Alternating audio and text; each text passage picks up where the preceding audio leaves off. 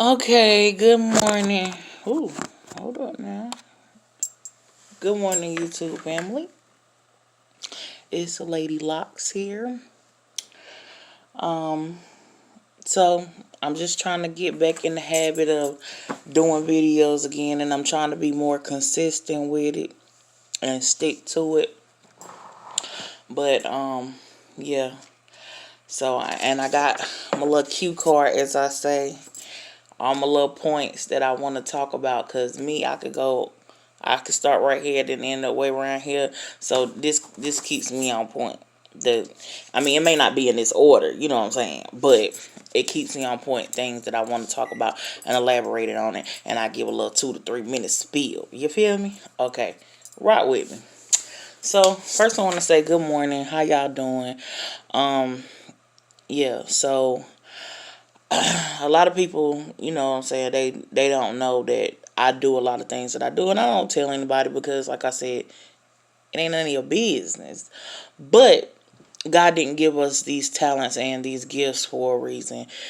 He gave to us to be a blessing to other people, whether it be through song, through reading, through writing, creating, whatever it is. And so yeah, I'm working on trying to be more in the forefront because, like I said, I've always been the one that pushes everybody else and tell you can do it, you can do it, you can do it. And I'll do anything to help you to get to your destination, but I was always okay with being in the background. And now it's time for me to get in the forefront. You feel me? So yeah. Anyway, you gotta do something different to get a different result. You can't keep doing the same thing and think that you're going to get a different result. That's insanity. So yeah. So my first point that I want to talk about. So, but anybody out there that don't know Tabitha Brown, I'm gonna need you to kill yourself. I'm just playing. Don't kill yourself. Please don't kill yourself. But what I'm saying is, if you don't know who Tabitha Brown is, I encourage you to get to know her. Look at her videos. I follow her on everything. I follow her on YouTube. I follow her on Instagram. Like, yes, like when she first started coming around with the videos and stuff before she got to where she is now, I started following her a little bit. So I've been following her journey for a little bit, but it's just awesome because I feel like I know her. That's my auntie, Tabitha Brown, Sharice Brown. That's my auntie. Auntie, check your girl out. You know what I'm saying? But anyway, that's not my auntie, but I feel like she's my auntie. But anyway, she's a vegan. So for anybody that don't know her, she's a vegan. She teaches you how to, cook certain foods that we may like, that we're used to, um, that, tastes good. And she from the South too. She from North Carolina. Woo woo, North Carolina 919. I mean, I'm from the 919, but she's from North Carolina. And yeah, so anybody that knows, most Southerners, we like Southern style food, anything with flavor. We don't like no bland food. So she teaches you how to cook vegan stuff and put, the same foods that we like. She teaches you how to cook them in a vegan way, but put her little spill on it. And I was telling my friend that this morning. I was like, we all talk about getting right, getting fit, we want our bodies to get right, but half of the journey is we got to be mindful of the things that we put in our body. We can exercise all day, go get liposuction. It can look good on the outside, baby. But if what you putting on the inside ain't good, it's not going to be very well for you. That's one of the mistakes when people, they meet me or they see me. They see I'm fat. Yes, I'm fat. You see all this. But when they see how I eat, they be like, wow, like, a lot of my friends and family members tell me I eat white. I don't know what eating white is. But I eat how I eat. I had weight loss surgery maybe about 7 years ago. And before I had weight loss surgery, like, I think I ate pretty well. I still had bad habits, but I ate pretty well. But now I eat better. So it's like, you know better, you do better. You know, one of the things that the nutritionist, she taught me, and she taught me a lot, because when I first started going to see her before, because when you had that weight loss surgery, honey, it's not just a quick fix. Like I tell people, I don't down talk anybody from having it, because it changed my life. It changed my life. Even though I feel like I didn't lose as much weight as I would have liked, um, I feel like I got a more good out of it than bad. Um, And everybody's journey is different. Everybody's journey is different. Some people that I know, they had that weight loss surgery, and I mean, the weight just fell off like that. I mean, now they look like skin and bones, and they look sick. But you know what I'm saying? Like, and then it does people different ways. So everybody's body is different. Everybody's journey is different. I know for me, what works for me is eating right and exercising. When I eat right, when I'm putting the right things in my body, when I'm working out, getting some type of exercise, and drinking water, I see results. That's me.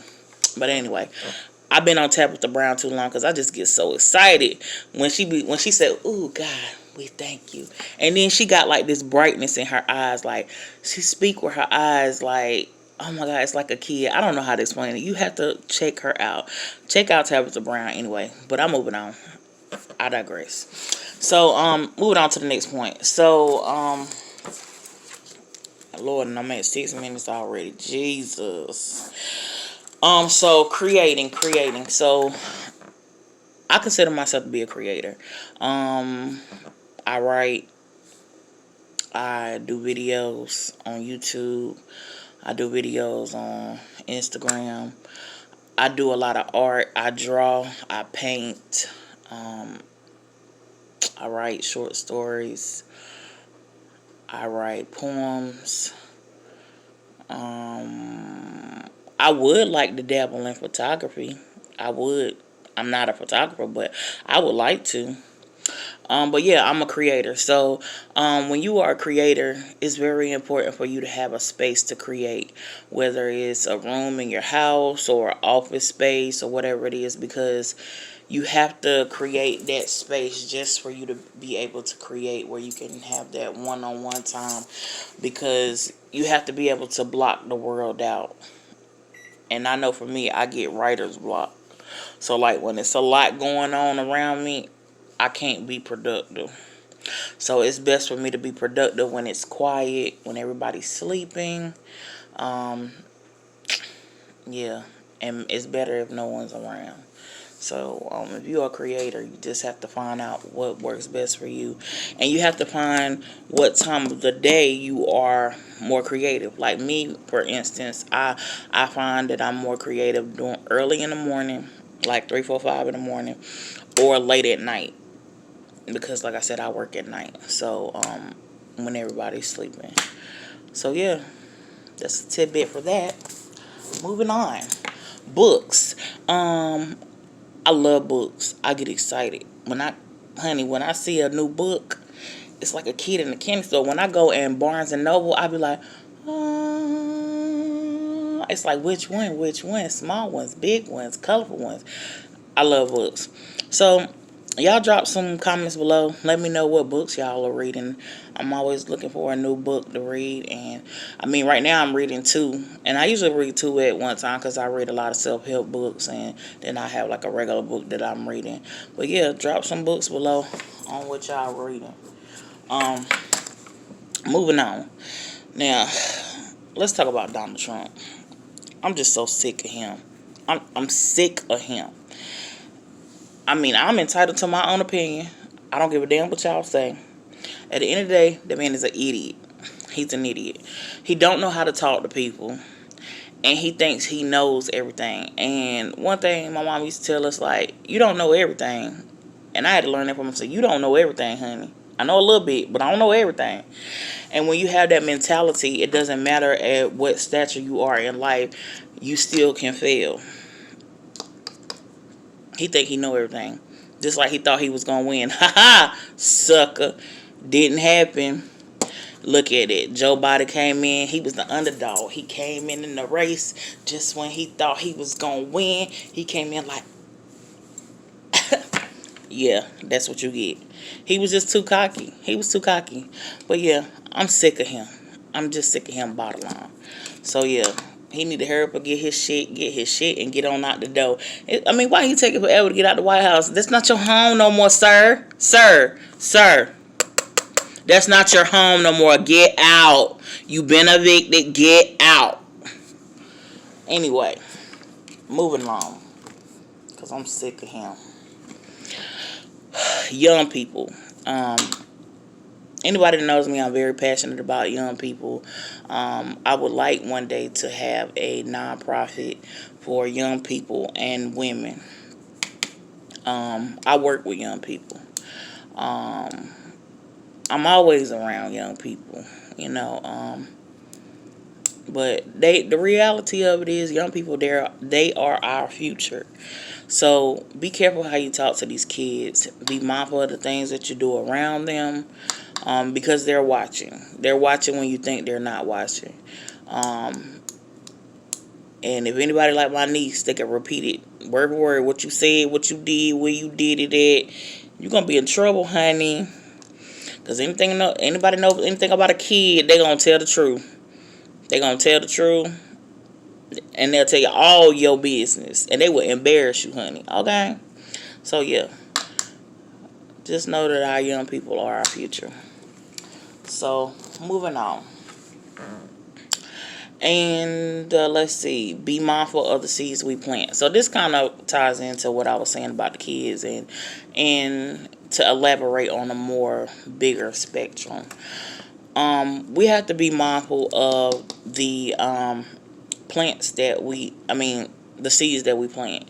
You know, if you plant good seeds, you get back good things. If you plant bad seeds, you get back bad things. I try to be more mindful of the seeds that I plant, and I try to plant more good seeds than bad seeds. And don't get me wrong, in the past, I probably done planted a few bad seeds trying to get back at motherfuckers that did shit to me. You provoked me, you know, because I ain't gonna lie, I got a little temper, especially when you provoke me. But you gotta bother me. See, don't come over here bother me. See, I'm not bothering you. I was on my porch, minding my business, and then you ran up on my porch. And then when I tell your ass to shreds and send you back out in the street, you want to look like, I can't believe she did that. Well, I can't believe you came on my porch and was bothering me. But I have learned, and I am learning. Sometimes you just gotta let stuff go. You just gotta let stuff go. So yeah, just be mindful of the seeds that you plant. Moving on. Holidays. So everybody know it's the holidays, Thanksgiving, Christmas, whatever.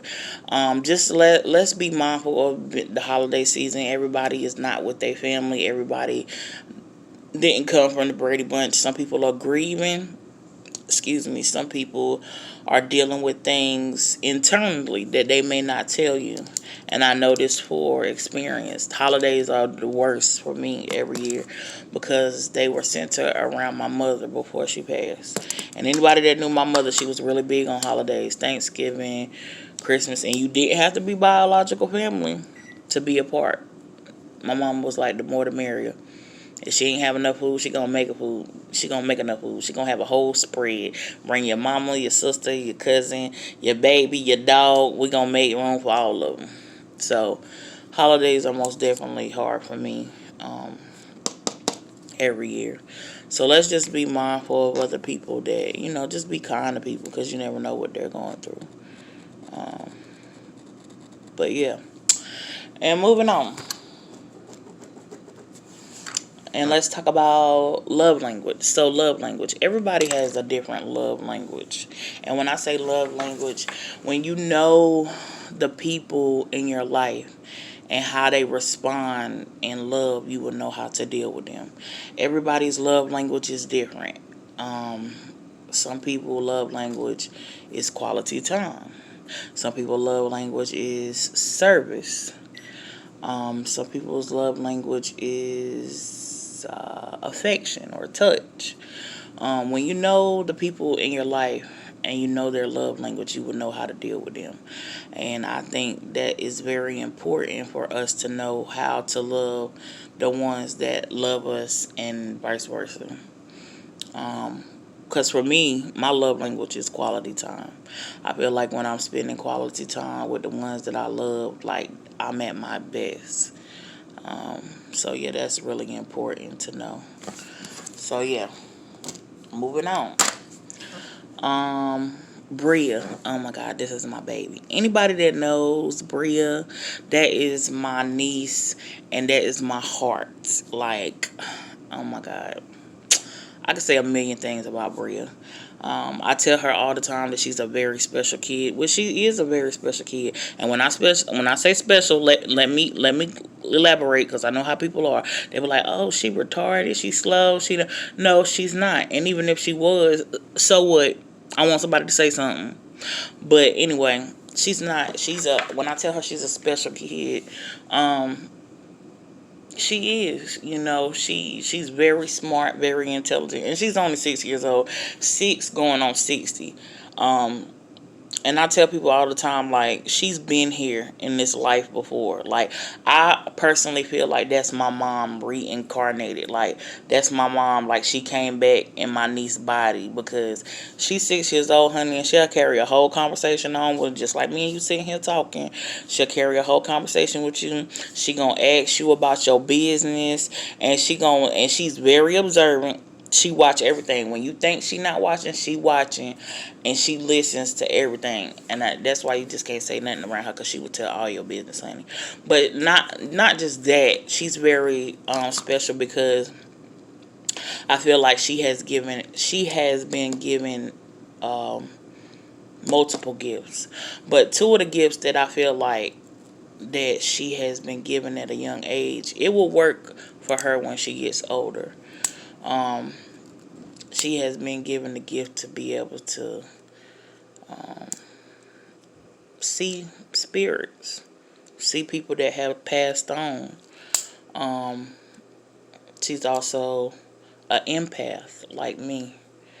And I say all the time, like, God, I'm glad you didn't bless me with that gift to be able to see dead people. Because, listen, if I open my eyes, and as much as I love my mama, as much as I love my grandma and people that have passed on, listen, if I open my eyes and I see a dead person standing right here, listen, I am pissed and all over myself. I'm about to get up. I'm about to leave the house. I'm like, y'all can have the whole house. I don't want it. I don't want it, But Bria, she has told me in the past, she tells me all the time, Auntie, I talk to grandma all the time. And mind you, she's never met my mother, because my mother passed before she was born. So only thing she sees is pictures of her and stuff. But you would think like she knew her, like she was in her life. She like, Auntie, I see grandma all the time, and I seen her at daycare today. And I was like, what? What she say, girl? She was like, yep. She tell me that she loved me and Royal, and that she want us to feel better, and she always gonna be here for us,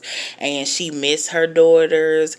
Or like, say, like, at my sister's house, it's like a door right here, and anybody that know, that door is kind of hard to kind of push up to the kitchen. Sometimes that door just open myself and be like, eh. Mind you, like I said, sometimes the wind or something could blow like that if a door was open, but no doors be open, no windows be open, and that door just be like, eh. And like I said, that's a hard door to push up. And Bria be like, oh, grandma, stop playing. Like, she'll say that real quick. She be like, that ain't nobody but my grandma. And anybody else, they be looking like, girl, what she got going on? But she'll tell y'all something, that ain't nobody but my grandma. And she's not scared. Like, when she see ladybugs and stuff, because we know ladybugs is significant for my mom. She see ladybugs, she be like, Auntie, I saw grandma today. Like, I was there, and this, and that. Like, she's a very special kid. And, yeah, I love her. But I just say all that to say, like, sometimes kids, they know what they talking about. They really do. And like I said, she old, honey. She's 6 years old, but she old. And she, like I said, she talk like an old person. She is old, honey. But yes. So, Bria, if you're watching this, Auntie loves you. Auntie misses you. You are a special kid. But yeah, so moving on. And Lord, I'm at 20 minutes. Lord, I'm gonna try to get this under 30 minutes because I still got a lot of points to talk about. So let's just talk about original and duplicate. So we all know that a duplicate is never good as the original. You're going to always have people that try to duplicate what you do, whether you want to be a singer, whether you want to be a dancer. It's always somebody out there doing the same thing as you do. But guess what? Can't nobody do it like you, honey. If God has given you that gift, that talent, you naturally do it, like you didn't go to school for it or whatever the case may be, listen, go ahead and do it, because can't nobody do it like you. Can't nobody do it like you. I don't care how many people do it, nobody can do it like you. So the duplicate is never good as the original. And I'm not gonna be able to talk about all these points, but I want to talk about like two more. Manifesting. Manifest. I tell people that all the time. Manifest the things that you want in your life, the places that you want to go, the things that you want to see happen. I'm a firm believer you put those vibrations out there in the air, they will come back to you. And we have to be mindful of the things that we say and the things that we speak or whatever. So yeah. So manifest. And I'm going to just talk about one more. God. God. So everybody, we have to be mindful. Everybody is not caught up in the logistics of being a holy roller. Oh, I don't go to church every time the door is open, whatever the case may be. I call myself a spiritual being, but I do believe in God. I grew up in the church, but as I got older, and tried to find my own path with God and my own walk with God. It's a lot of things that I started to question, especially after my mom passed. And some of the things so far is like the Bible. We all know the Bible, and they say what it stand for? Bible. Before instructions, before life, earth. You know what I'm talking about. But at the end of the day, this is how I look at it. The Bible was written by man. We all know men make mistakes, but that doesn't mean that isn't a good man, and that it doesn't mean that he hasn't made great points. There are things in the Bible that I feel like that are good things that I do apply to my life from when I was younger up until now. But I don't get caught up in the logistics of it. So don't come over here speaking in tongues, throwing your Bible at me, throwing holy water.